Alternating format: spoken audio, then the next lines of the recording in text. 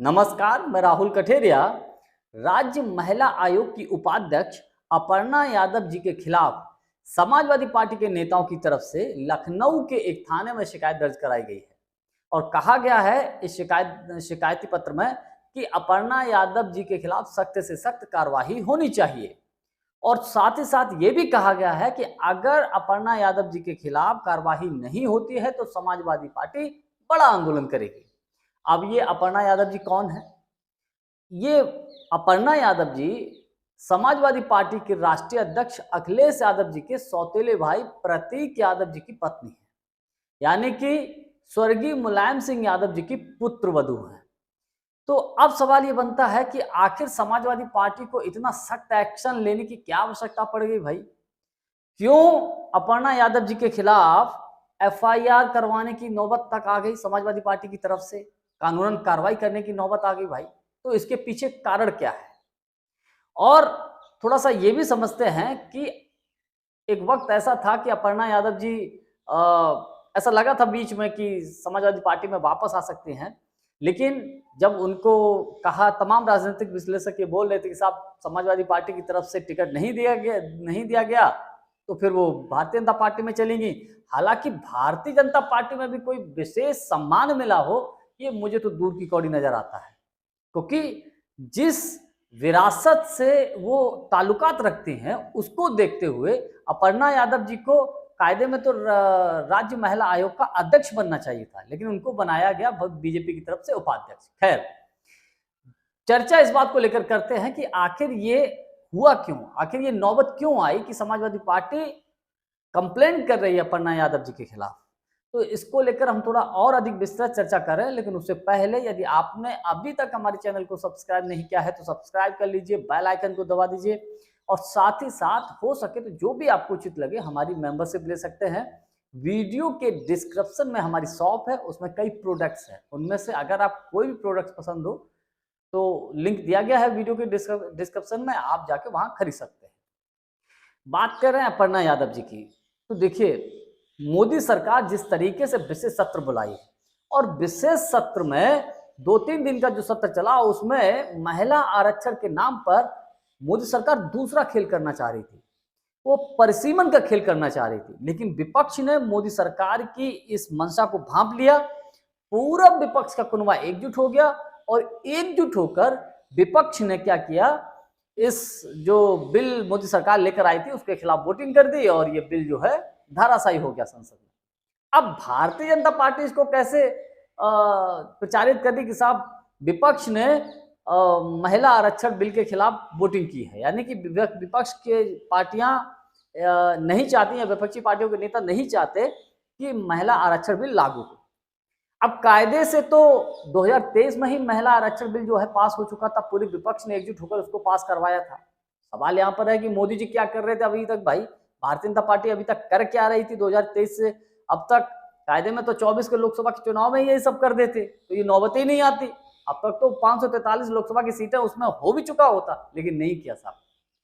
अब उस घटना को लेकर बीजेपी के नेता इसको शोर शराबा कर रहे हैं कि साहब विपक्ष ने जो है महिलाओं के साथ अन्याय किया है। तो उसके बाद अपर्णा यादव जी ने क्या किया, अपर्णा यादव जी ने विधानसभा के सामने समाजवादी पार्टी और कांग्रेस पार्टी के झंडे को जलाया अपने समर्थकों के साथ। बकायदा सोशल मीडिया पर इसके फोटो भी पड़े हुए हैं। इसके बाद समाजवादी पार्टी में नाराजगी हुई और समाजवादी पार्टी की तरफ से ये सख्त एक्शन लिया गया और समाजवादी पार्टी के नेता हैं कार्यकर्ता, उनके द्वारा लखनऊ के एक थाने में शिकायती पत्र दिया गया और अपर्णा यादव जी के खिलाफ सख्त से सख्त कार्रवाई की मांग की। देखिए, मेरा अपना व्यक्तिगत मानना है कि परिवार में चाहे कितनी भी आपसी विवाद हो जाए, किसी भी परिवार में, लेकिन अपनी पार्टी या अपनी परिवार की विरासत को कोई इस हद तक नीचा दिखाने की कोशिश नहीं करता है। जो काम अपर्णा यादव जी ने किया है, मेरा अपना व्यक्तिगत मानना यह है कि वो चाहे कैसे भी विरोध कर लेती, वो नारेबाजी कर लेती, मुर्दाबाद नारे लगाती या कुछ भी कर लेती A to Z, लेकिन समाजवादी पार्टी और कांग्रेस पार्टी के झंडों को नहीं जलाना चाहिए था। यही उनसे सबसे बड़ी भूल हो गई।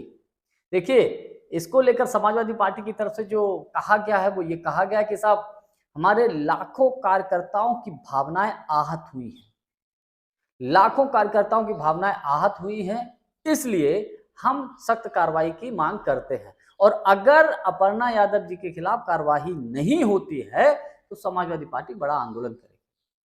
और साथ ही साथ कांग्रेस पार्टी का जो झंडा जलाया है उसमें तिरंगा है भाई, तिरंगा झंडा।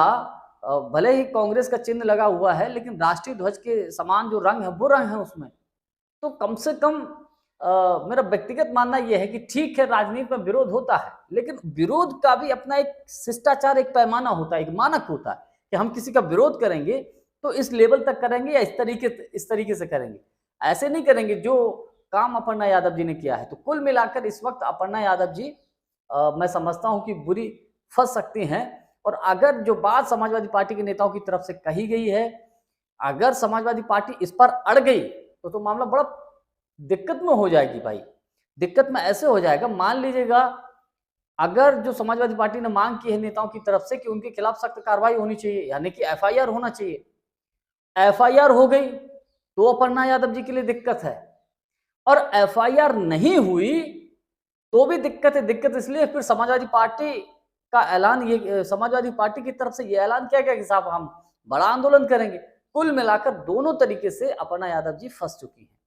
अच्छा, भारतीय जनता पार्टी भी इस चीज को समझती है कि अपर्णा यादव जी के आने से बीजेपी को कोई खास लाभ नहीं मिला है। जो भारतीय जनता पार्टी उम्मीद कर रही थी, जिस तरीके से अपर्णा यादव जी का एक तरीके से इस्तेमाल करना चाह रही थी भारतीय जनता पार्टी समाजवादी पार्टी के खिलाफ, ताकि किसी भी तरीके से अखिलेश यादव जी को नीचा दिखाया जा सके, ये उत्तर प्रदेश सरकार की रणनीति या नीति रही है। लेकिन इस पूरे फॉर्मूले में बीजेपी यूपी में कामयाब तो हो नहीं पाई। तो अब ऐसा भी हो सकता है कि ये अपर्णा यादव जी का ये कदम भाजपा के लिए गले की फांस बन जाए। अब भाजपा आने वाले वक्त में क्या एक्शन लेगी या क्या एक्शन लेगी या नहीं लेगी ये तो भविष्य में पता चलेगा।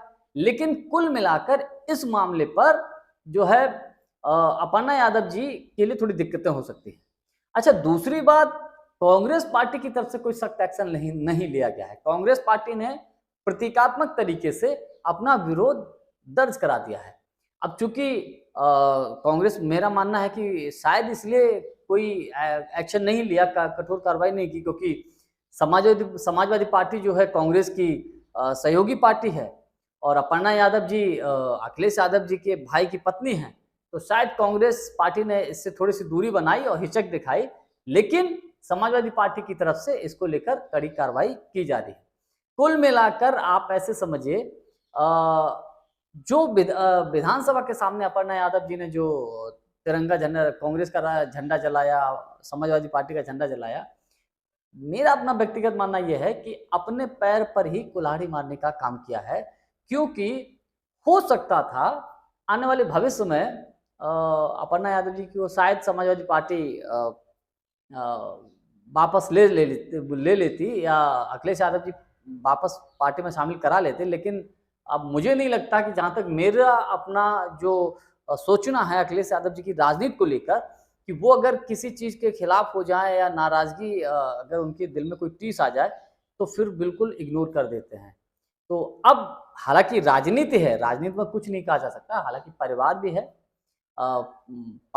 परिवार में लड़ाई झगड़े तो चलते रहते हैं। लेकिन देखने वाली बात यह है कि अपर्णा यादव जी के खिलाफ बीजेपी क्या एक्शन लेती है और समाजवादी पार्टी का क्या रुख रहता है, ये भी अपने आप में बहुत सवालों के घेरे में है। यानी तमाम सवाल है, ये तो सारे के सारी चीजें जो है भविष्य के गर्त में, ये देखने वाली बात होगी। जानकारी हमारी आपको कैसी लगी कमेंट्स करके कुछ जरूर बताइएगा। बहुत बहुत धन्यवाद, नमस्कार।